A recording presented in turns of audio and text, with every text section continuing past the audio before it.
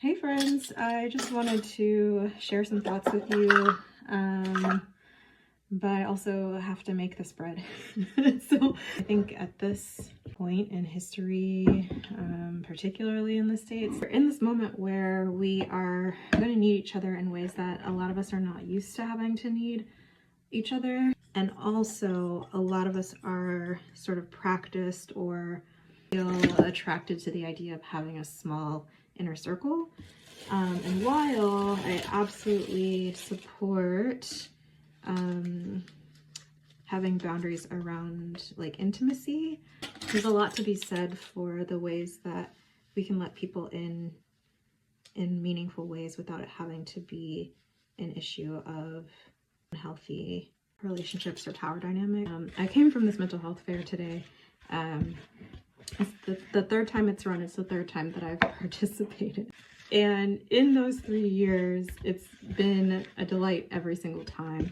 But even beyond that, now that this is a recurring event, there are relationships that start to form. And today I spoke with the person who hired me for this fair. And it reminded me of like the fact that I'm only there because somebody in my ecosystem recommended me, and like how meaningful it was and still is to me that this person was like, oh yeah, Javon would be good for this, and how much of an impact it has made and makes for me to be able to, one, have a public event that I can participate in, be part of, contribute to, but two, even just being able to like be reminded of how much I really enjoy doing these kinds of events and how important it is to me to be passing on the skills that I know to other people, but especially to young people.